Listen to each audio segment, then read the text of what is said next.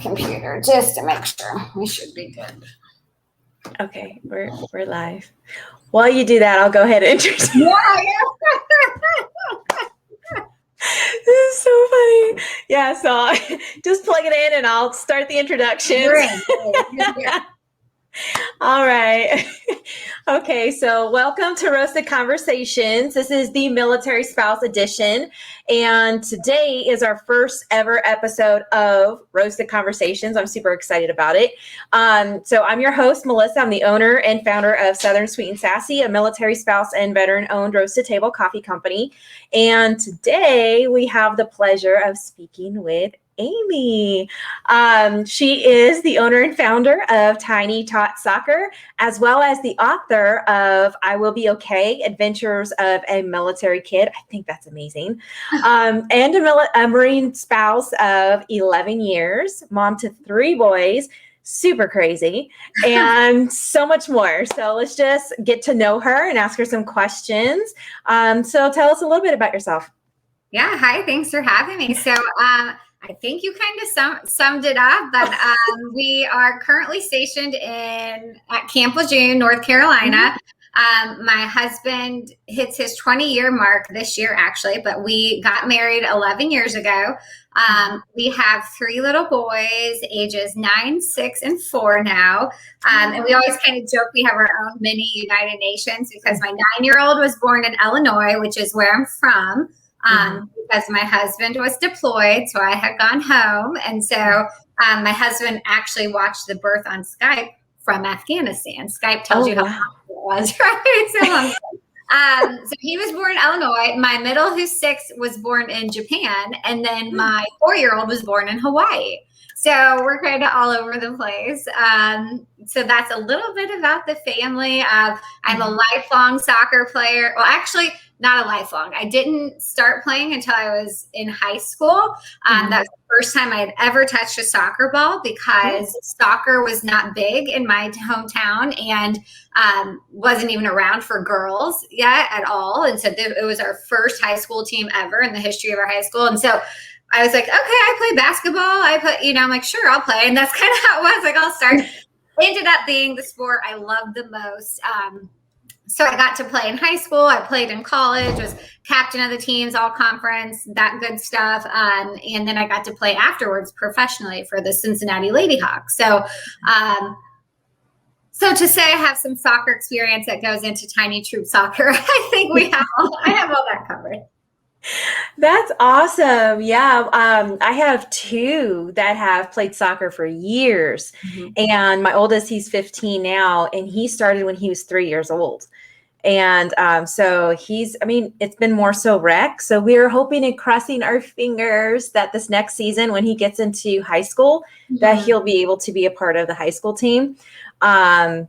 But when they get up there in age and they're playing soccer, I'm the mama in the stands just like, is there going to be a hospital visit today? Because they are hardcore. Really hardcore. Just don't be the mom that runs on the field. Like, your sons will never forgive you for that. So just bite your tongue and stay on the side until, like, if the medics call you over or something, then just stay on the side. Yes. Definitely not the crazy mom on the field, at least. Okay. Yes. So, outside of you doing soccer when you were younger, what kind of sparked your interest to getting into youth sports development? Well, it's funny. I actually didn't have an interest in youth sports development. My lifelong career aspiration was to work for a community relations department with a professional team. And so that's where I had my sights set. Enter my husband, my Marine Corps husband. So we actually met while he was on recruiting duty in my hometown in Illinois. And I was working for the Boys and Girls Club at the time. And he was recruiting, and our booths were next to each other. And so that's how we ended up dating. And so we went on our first date, and I said, well, hey, just so you know, I'm moving to Florida next year.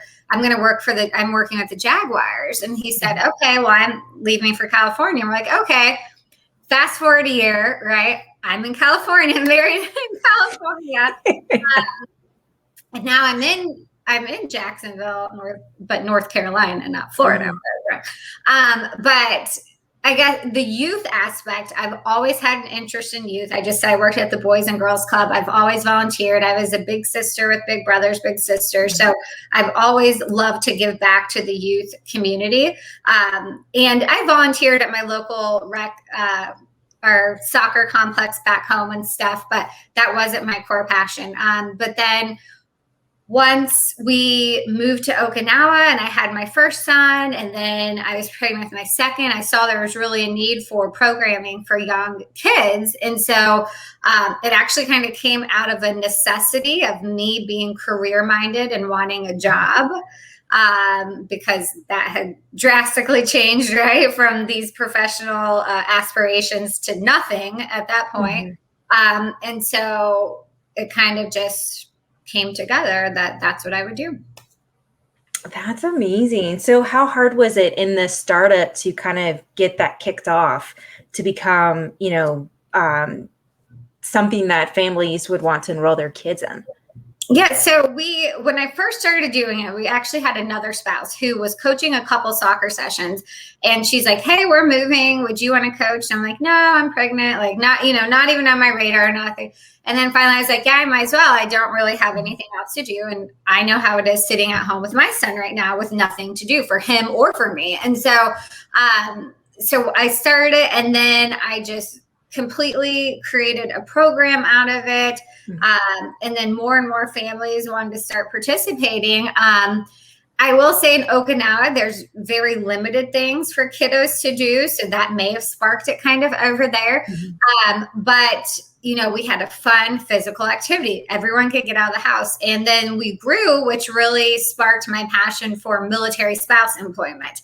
I always say, I can't give you the maybe like 60,000 you were making before, but you can get out of the house, get back to doing soccer, and, contribute monetarily to your family a little bit, and just give yourself a sense of self-worth, just build that back up, because as spouses that can be taken away sometimes, are hard to find, hard to find something. So once the coaches I had started PCSing, so started moving everywhere, I thought there's really a need for programming for this age of kids near a lot of the bases. And so that's how it started. So I never pictured it being what it is today, but it just keeps growing. That's amazing though. I think all kids, regardless of where they're at, needs to have some sort of outlet or some sort of, activity that they're able to get into.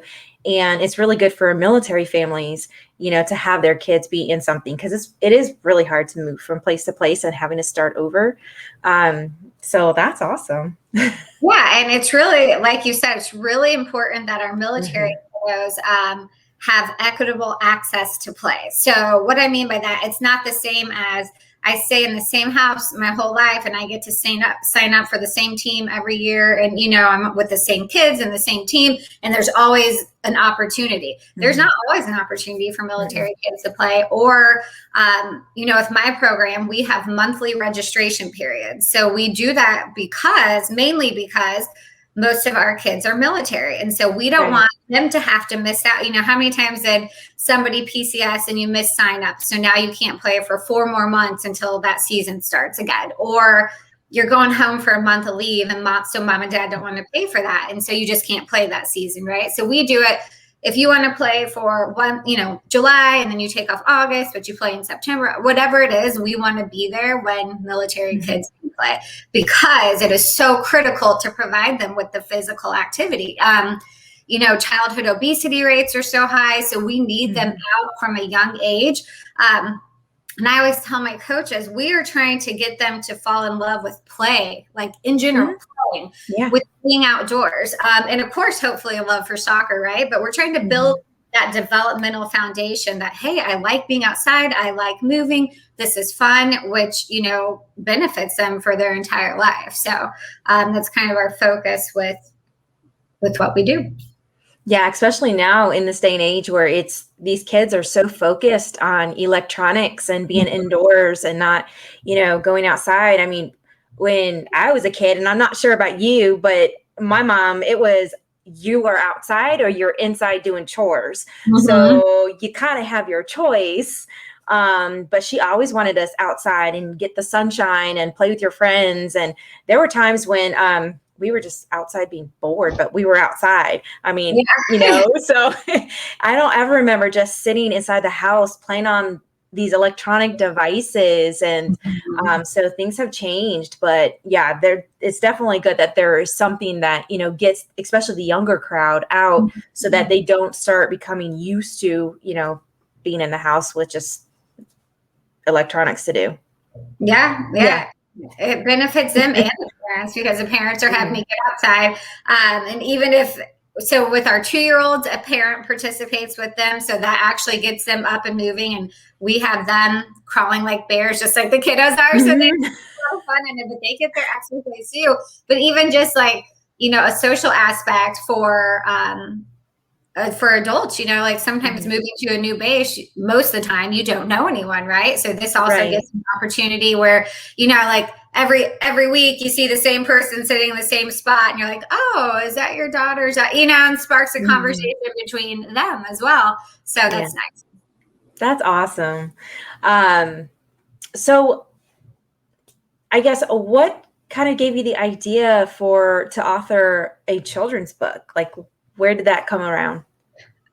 It's kind of as random as it sounds. It is as random as it sounds. So, in my book, here I have an author's copy, I Will Be Okay, Adventures of a Military Kid. So really it's explaining kind of what I just said. So it doesn't say Tiny Troop Soccer, but it's going about Roman, which is my oldest son. His daddy's deploying. It's saying how he's feeling, like this really stinks. But then it goes into, okay, well, mom got me into a new thing, and I'm not sure about this because it's new people, new places. But I learned soccer. I met a friend, and his mom's actually deployed, like my dad. So okay, and grandma's going to come soon. So, and I give a lot of resources in it that talks about the importance of physical activity, particularly during times of stress for our kids. They can't always vocalize, I'm sad because daddy left, or I'm mad because mom's gone, or why doesn't Grammy live near me anymore? They can't always say these things. Right.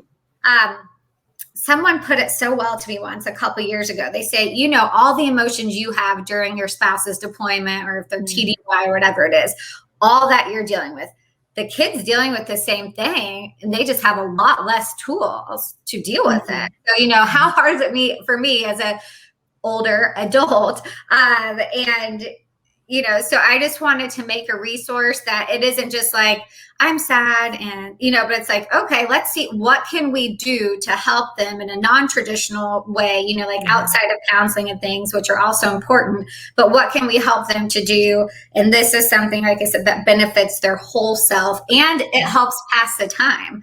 Having something, I have soccer next week, it gives you, for anyone who's been through those separations, it gives you something to look forward to. And that's another week that's gone past, right? And so before you know it, daddy's coming home or Grammy's coming to visit, which is what's shown here in the book.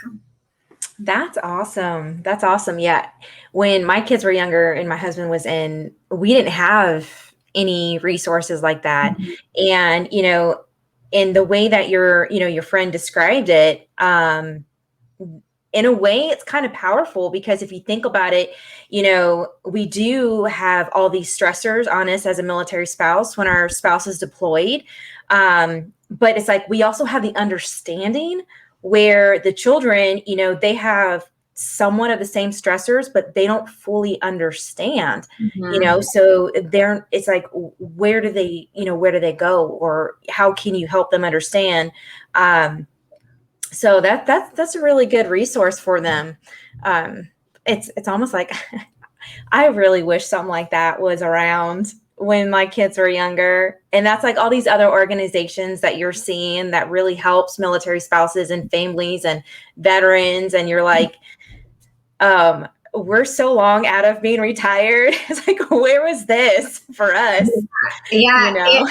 Even the just 11 years I've been in, I've seen the family programming and the focus on families is starting to shift because, the goal of the military is service member readiness. And they realize that having a home life where, things aren't settled does in fact affect service member readiness. And so I think they're starting to realize the importance of providing the families, the spouse, and the children with resources to help them get through these times, help them understand more things. Like my husband starts work up soon. He's on a MU, which, okay, a ship. Like, I guess, I don't know all the terms all the time. He's on a ship for people who don't know.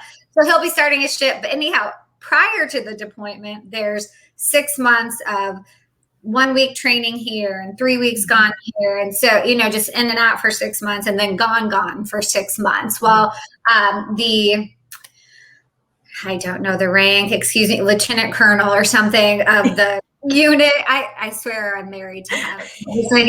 Whatever it is. Was on lieutenant commander. Was on, did a Facebook Live in the private spouses group that we have. So 1, private spouses group, that's a step up.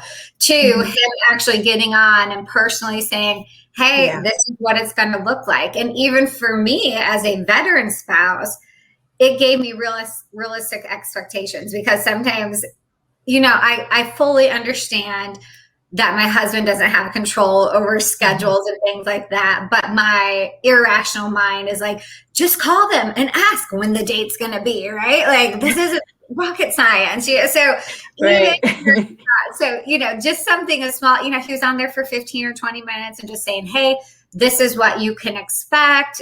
This is the type of communication you can expect or not expect. These are resources that we have for you. Like, that's such a step up. It's such a progression from, like I said, even when I started just 11 years ago. Yes, it's definitely a step up. We didn't have that. So I'm so glad that, the families have something like that now. Mm-hmm. Yeah. So how has your experience as a military spouse been? From which angle, I guess? Okay, so I'll kind of wrap it all in. If you need to cut me out, let me know. So the first challenge I had was my career. I was very career oriented my whole life. It was, if I get married and have a husband, like, great, he'll add to whatever I have going on. And we got married later in life when we were both 28. And so we kind of had established lives, at this point. Like I said, I was going to work for a pro team. I have a master's in sport management. So that's where I was headed. Very clear vision, right? And marrying my husband, I always say, yes, I knew I had to leave a job. I did not realize I had to leave my career, which when you're career focused, that's a big issue. And not only did I leave my career, I went to a new state, literally knew nobody. He deploys 2 months later, so it's just like this sequence of events. And I always say, no wonder military marriages fail, because you're hit hard from the beginning.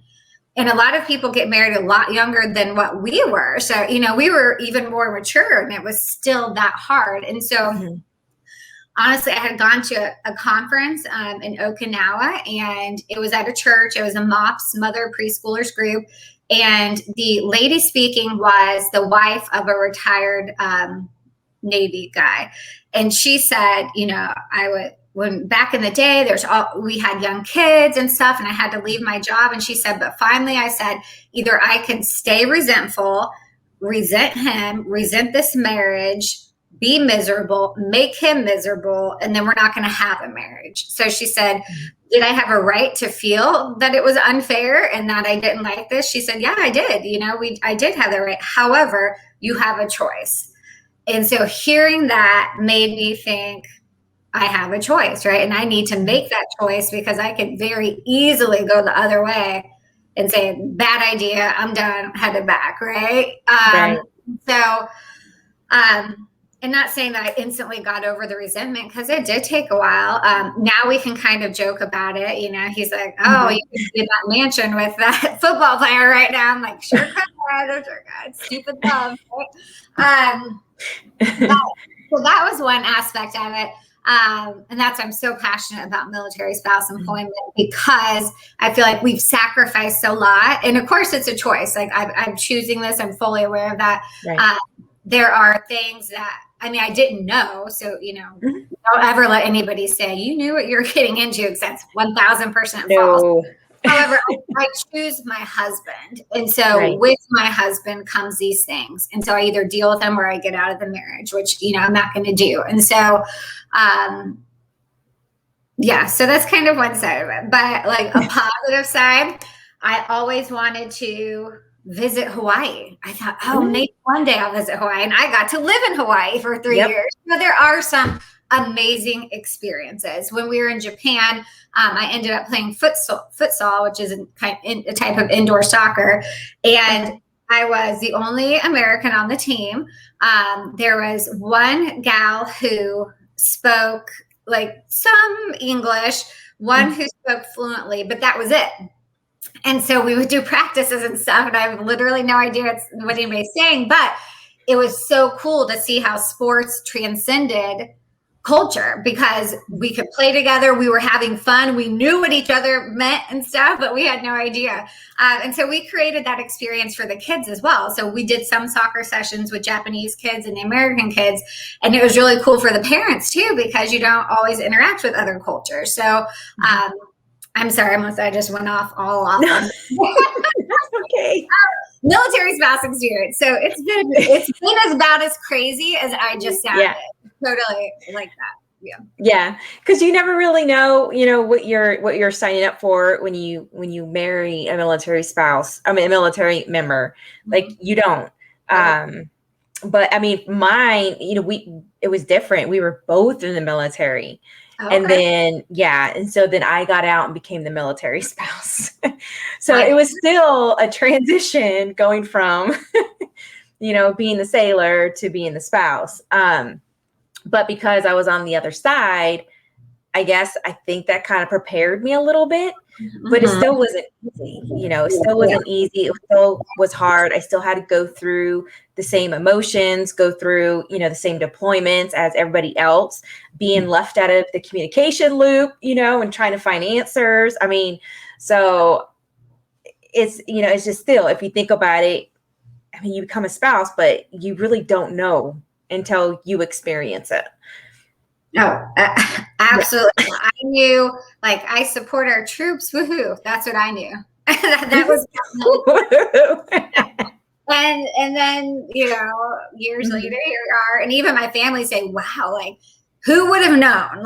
No one would ever thought, just different things that you learn. Nobody would have ever thought that. I'm like, yeah, you just don't know. It's a whole different world, which then people say transitioning out, you're back into this world that's kind of foreign now because you've been out of it for so long. And I've heard a lot of people who have, like you, gone from active duty to spouse. And they're like, whoa, completely different. Like you said, the communication, I think, is the big key. One example, so I hated the word dependent. That was the most opposite of anything I've ever been raised or taught or felt. So that already rubbed me the wrong way from the get-go. And then once he was deployed, I went to the dentist and they said he had to do something. And I'm like, well, I need to go to the dentist. And they were like, well, and I can't remember what it was, but they're like, well, we need him to do something. I'm like, okay, well, he's gone. So they're like, well, can you call him? I'm like, you could try to find him in Afghanistan if you want, but I don't think, and I'm like, I'm 28 years old. I've lived 28 years without him. I can go to the dentist by myself. So that was a transition in there as well. Yeah, exactly. What has been your favorite duty station so far? Oh, definitely Hawaii. I know I just said that.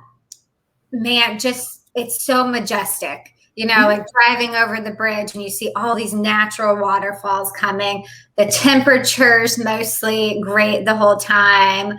The water's warm. And there's truly that aloha spirit. I just felt like people were kind. It was so laid back.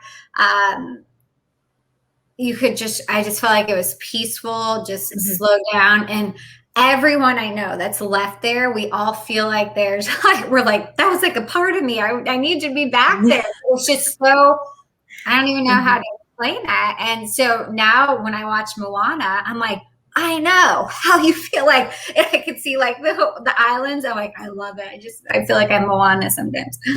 Yes, yes. So you guys were stationed at Kaneohe. Yes. Mm-hmm, mm-hmm. Mm-hmm. Yeah, we were stationed over there.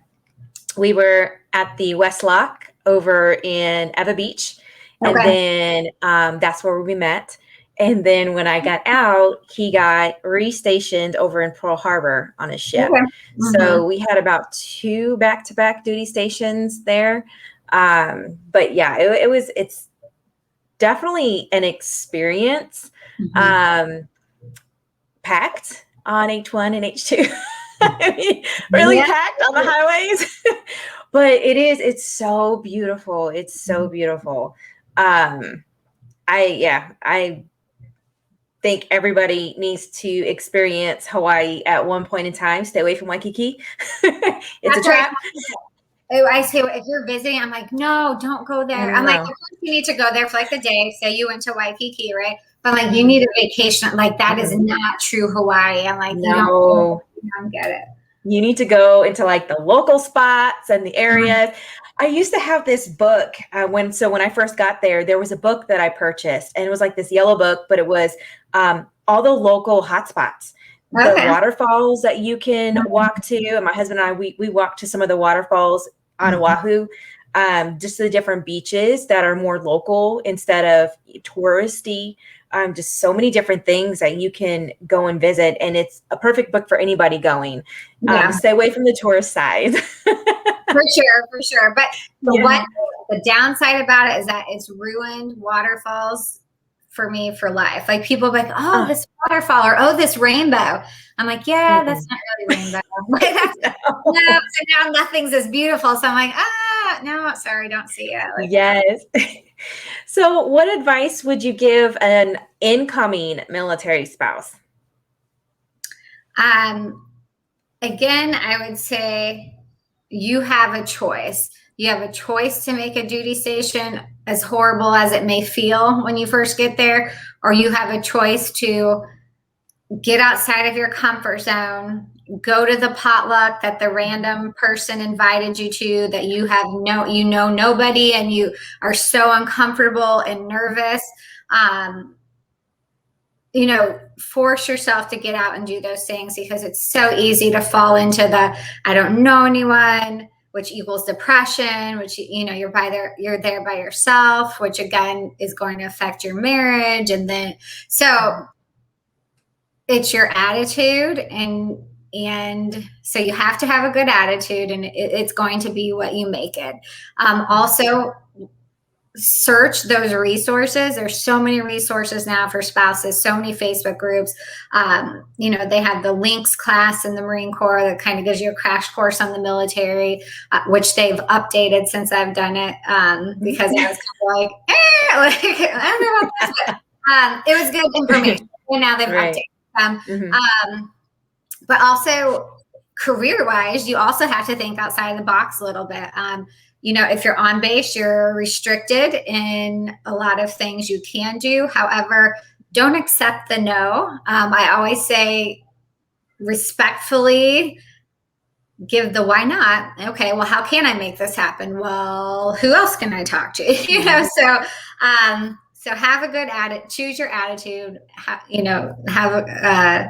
make that choice to be positive and seek out the resources that are now available. Yes, amazing. Well, thank you for joining me tonight. I really appreciate that.